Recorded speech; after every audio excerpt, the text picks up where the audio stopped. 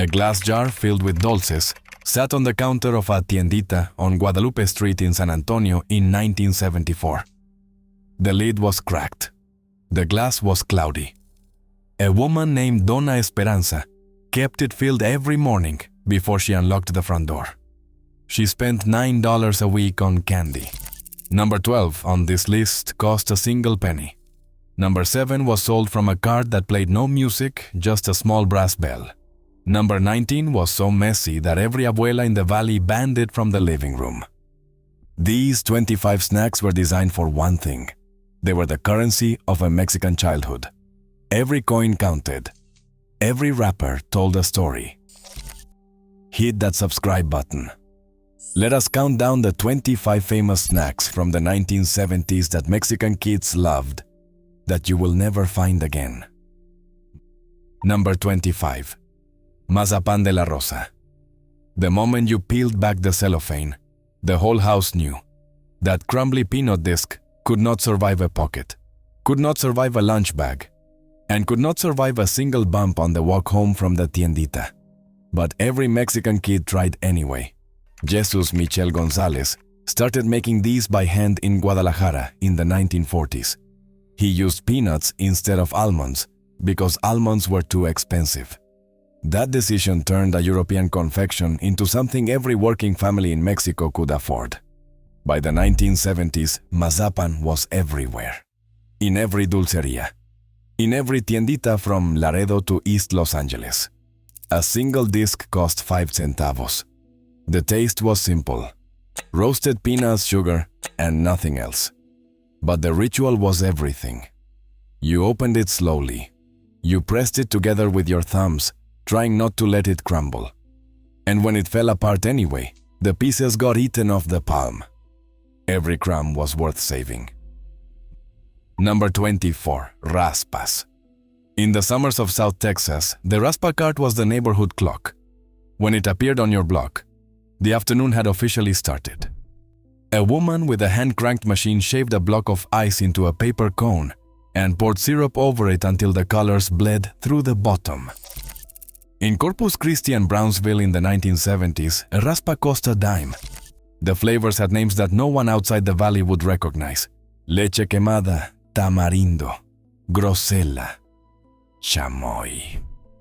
The good stands added a squirt of lime and a shake of tajin before anyone in the rest of the country had ever heard of tajin.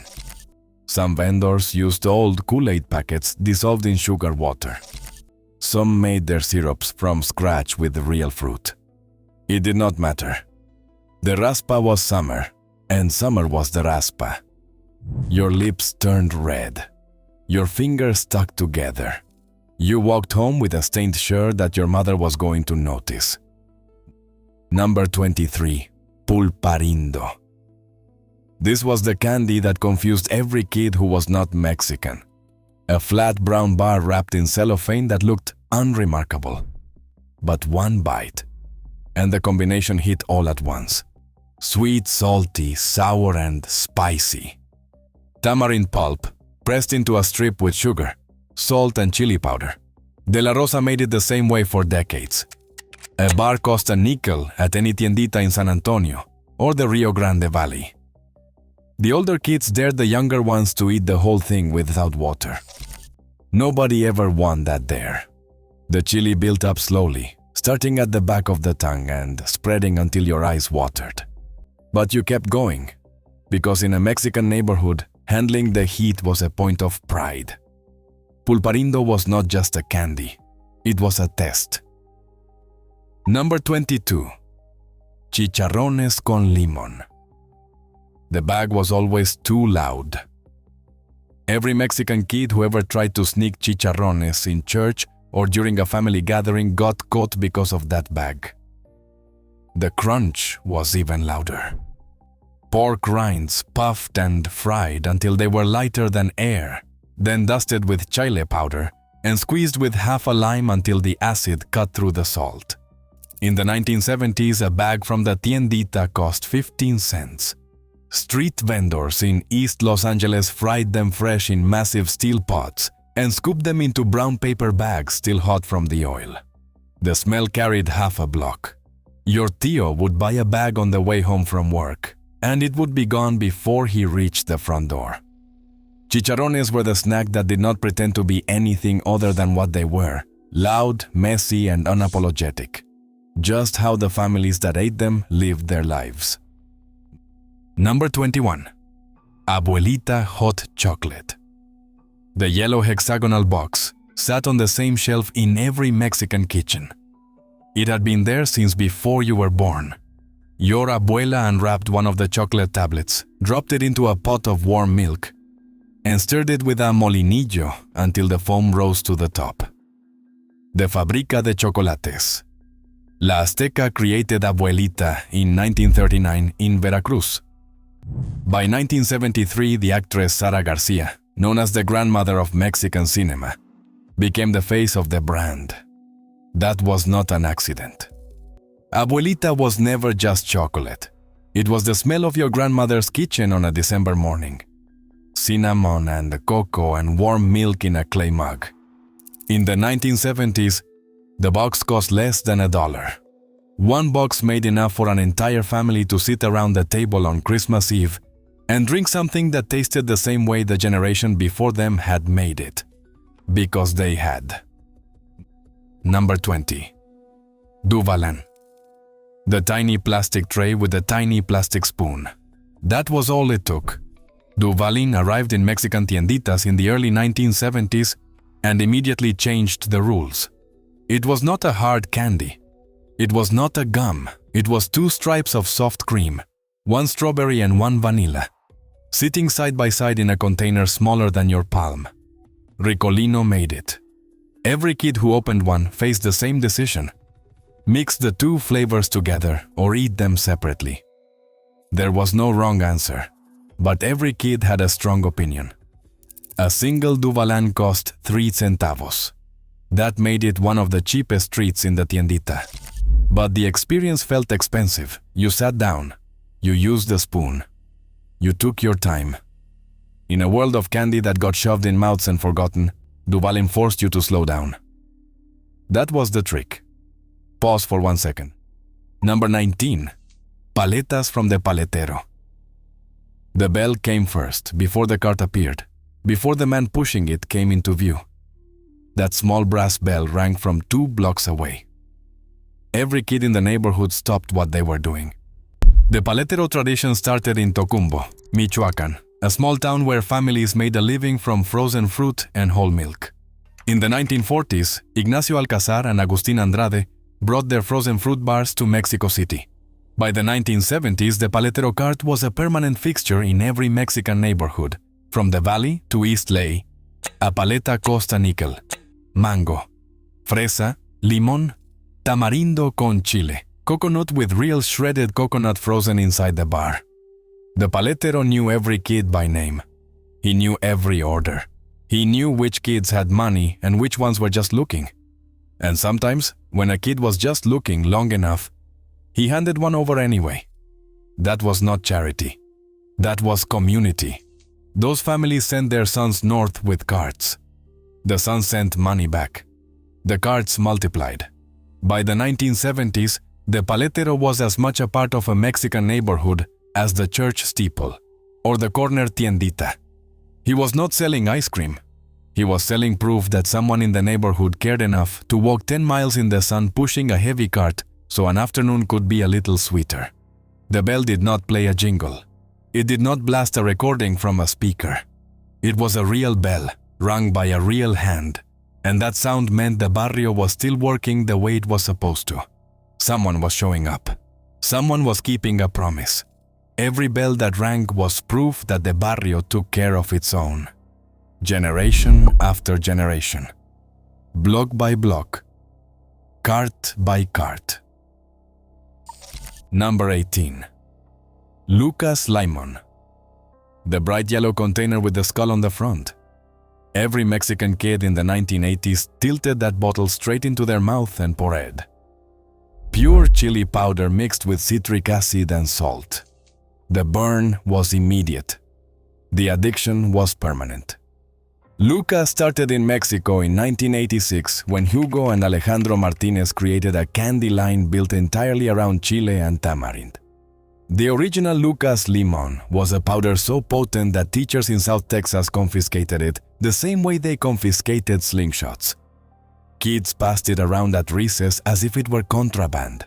A bottle cost $0.25. 3 bottles made a kid the most popular person on the playground for a week. The powder stained tongues bright orange and left lips tingling for hours. A mother would see that orange mouth and know exactly what had been consumed. There was no hiding Lucas. Number 17. Canel's chicle. The small square pieces wrapped in wax paper. Pink, green, yellow, white. They sat in a cardboard display box next to the register at every tiendita in the Southwest. Canel's had been making gum in San Luis Potosí since 1925. By the 1970s, it was the most recognized gum brand in Mexico. A piece cost 1 cent, 1 single centavo. That made it the cheapest thing in the store. For any kid with a handful of pennies, Canel's was the guaranteed purchase. The flavor lasted exactly 90 seconds. Then it turned into a flavorless wad that you chewed for another 3 hours because throwing gum away felt wasteful. The flavors had names: fresa, menta, canela. But every kid called them by their colors: the pink one, the green one. It did not matter what they tasted like. What mattered was that for 1 cent, a kid could walk out of the tiendita with something. And walking out with something was everything. Number 16. Jarritos in glass bottles. The glass was thick, the cap was metal, and the soda inside tasted unlike anything American brands were making. Don Francisco Hill created Jarritos in 1950 in Guadalajara.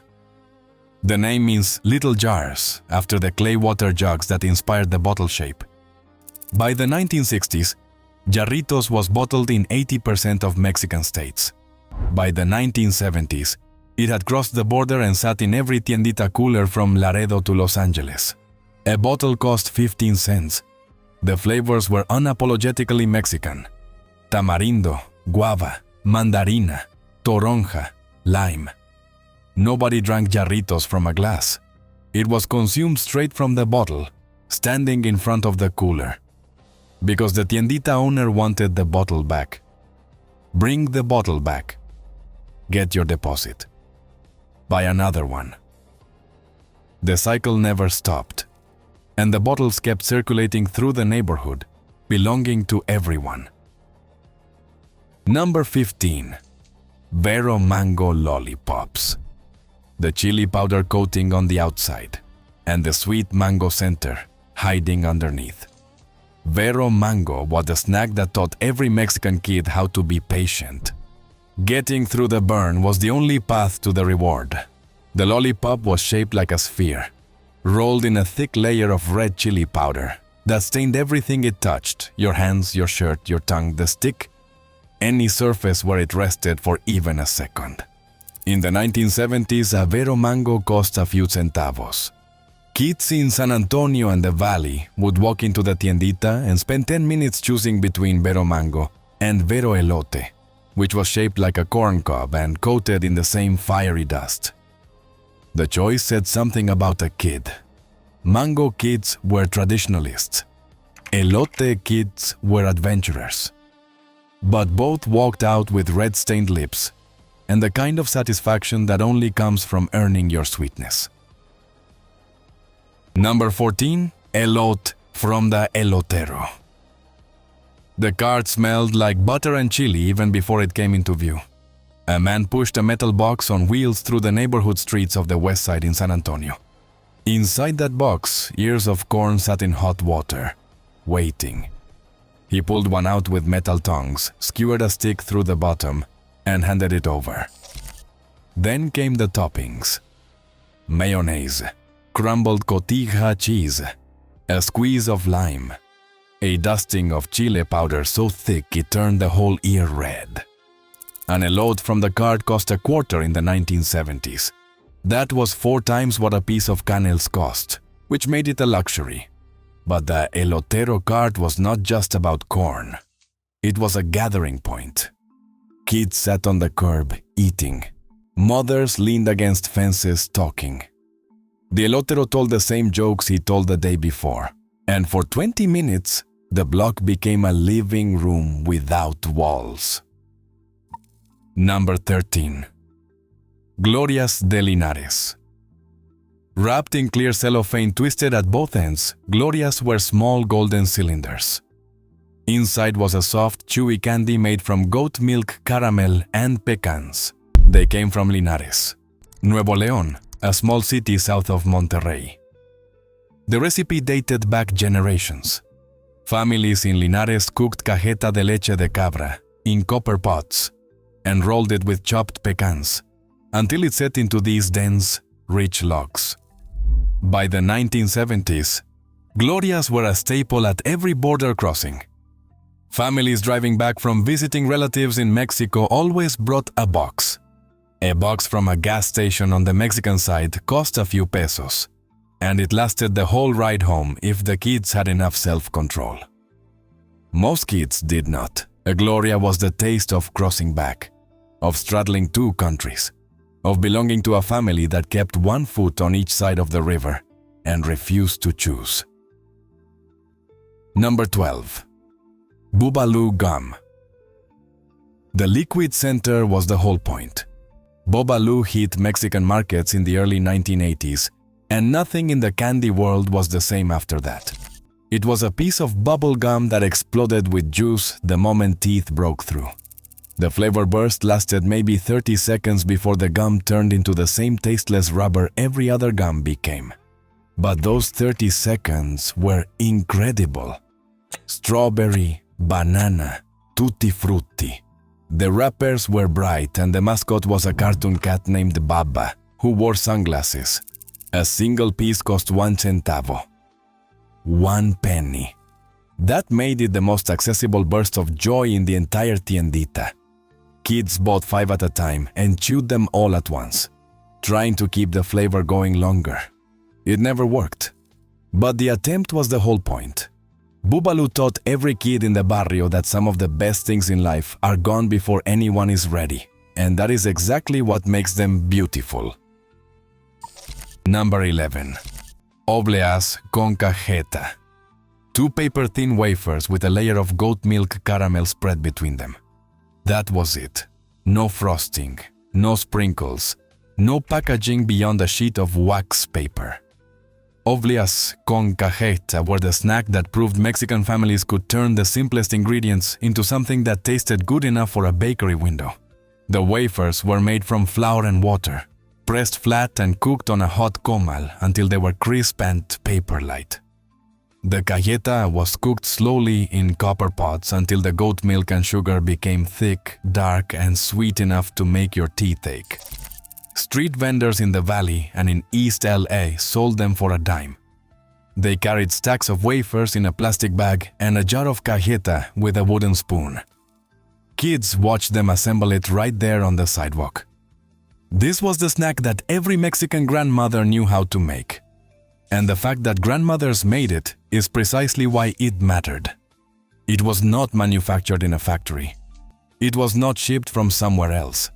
It was made by hands that had been making the same thing for decades, passing the recipe down alongside names and prayers, and the belief that nothing good ever comes from rushing. In a Mexican household, the kitchen was the center of everything. Decisions were made there. Arguments were settled there. Children were fed, scolded, and forgiven there. And in that kitchen, an abuela pressing obleas on a hot comal was not just cooking. She was holding the family together with flour and patience and the quiet certainty that what she made today was exactly what her mother made before her. The oblea was proof of that chain. Thin as paper, strong as tradition, sweet enough to remind every kid who ate one that they came from people who could turn almost nothing into something beautiful. Number 10. Pelon Pelo Rico. Squeeze the bottle, and long strings of tamarind candy came out through the grate at the top. The name translates to bald and rich-haired. The The bottle was shaped like a small bald head with a face on it. And when you pushed the bottom up, the candy squeezed out through holes on top in thin strands. Lorena created it, and by the late 1970s, it was one of the most recognizable candy shapes in any Mexican tiendita. A bottle cost 10 centavos. The tamarind was sweet and sour and coated in chili. The texture was sticky and soft, and it got under your fingernails and stayed there for the rest of the day. Kids in the barrio walked around squeezing their pelo rico bottles, while other kids carried popsicles. It was a toy and a snack at the same time. The design was so unusual that kids who had never seen one before would stare.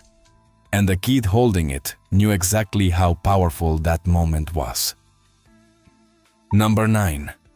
Chamoy fruit cups. A plastic cup filled with chunks of mango, jicama, cucumber, and watermelon. Then the vendor poured chamoy sauce over the top, squeezed a lime, and shook tajin across everything until the fruit disappeared under a layer of red dust. Chamoy itself was a condiment that traced its roots to Chinese immigrants who arrived in Mexico in the 19th century and adapted their preserved plum sauces to local tastes.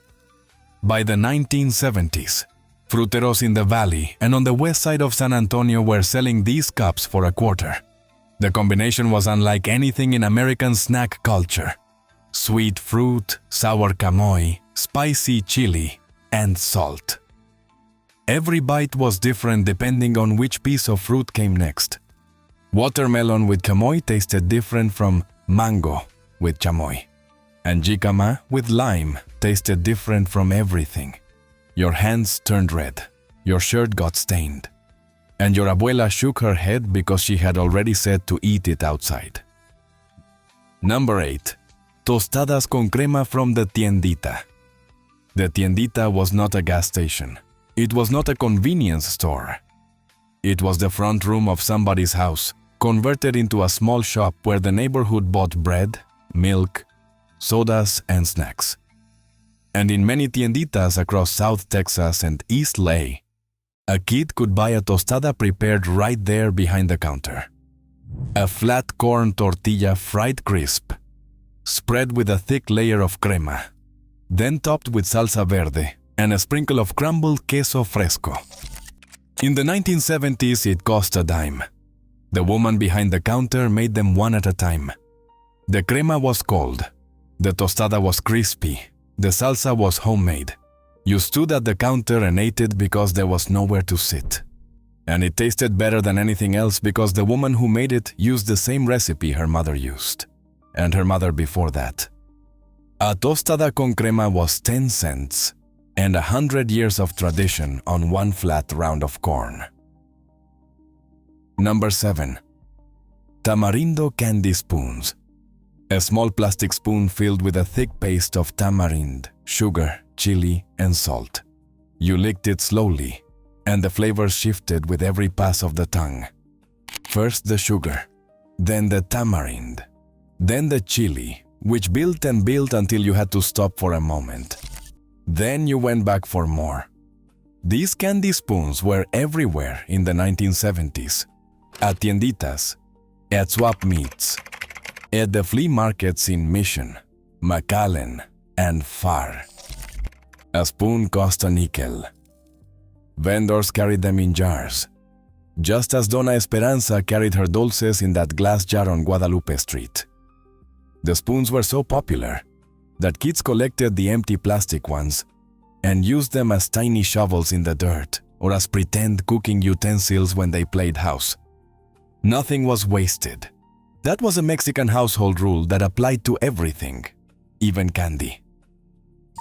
Number 6. Churros from the church Jamaicas. The Jamaica was not a trip to the Caribbean. It was a church fundraiser. A weekend gathering in the parking lot of the Catholic Church, where the parish women set up tables and sold food to raise money for the building fund, or the youth group, or whatever needed fixing that month. And at every Jamaica there was a churro station, a woman with a piping bag and a vat of hot oil, pressing dough into star-shaped logs and frying them until they were golden and crisp, then rolling them in cinnamon sugar while they were still hot. A churro at the Jamaica cost 15 cents. The line was always long. The oil popped and hissed. Kids burned their tongues because they could not wait. The cinnamon stuck to your lips and the sugar stayed on your fingers. And the whole parking lot smelled like a mix of bakery and carnival. The Jamaica was where the neighborhood came together outside of Sunday Mass, where kids ran between tables while the adults talked, where the women who had been cooking all morning finally sat down and ate something themselves. The churro station was the heart of it all, because the line gave people a reason to stand together and wait together and talk to each other for 15 minutes about nothing important. That was the real fundraiser. Not the money in the coffee can, but the togetherness. The sense that every family on the block had contributed something. Plates, napkins, oil, time. Churros at the Jamaica were proof that the church was more than a building. It was the center of the neighborhood, and the neighborhood was held together by cinnamon sugar and hot oil and the women who never stopped working. Number 5. Kakawates Japoneses. They were not Japanese, they were Mexican. But everyone called them Japanese peanuts because the recipe came from a Japanese immigrant named Yoshige Nakatani, who arrived in Mexico in the 1940s and started coating peanuts in a crunchy soy-flavored shell in Guanajuato. By the 1970s, Kakawates Japoneses were sold in small plastic bags at every tiendita, every flea market, and every gas station between Nuevo Laredo and San Antonio. A bag cost 10 cents. The coating was crunchy and salty with a mild sesame flavor. You ate them by the handful and the crunch was so loud it could be heard from across the room. In Mexican households, they appeared at every party, every reunion, every Sunday gathering. A bowl of Kakawates Japoneses on the table meant people were coming over. And people coming over meant the house was alive. Number 4. Pan dulce from the panaderia. The metal tray, the metal tongs, the wax paper bag.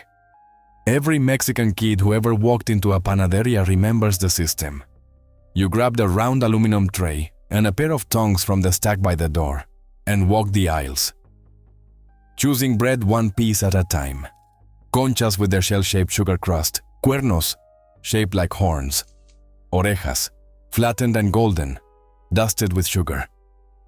Polvorones that crumbled the moment you bite down. In the 1970s, a single piece of pan dulce cost 5 to 10 cents, depending on the panaderia. In San Antonio, the panaderias on West Commerce Street and South Zarzamora had lines out the door on Sunday mornings. The bread was always warm. The cases were always full.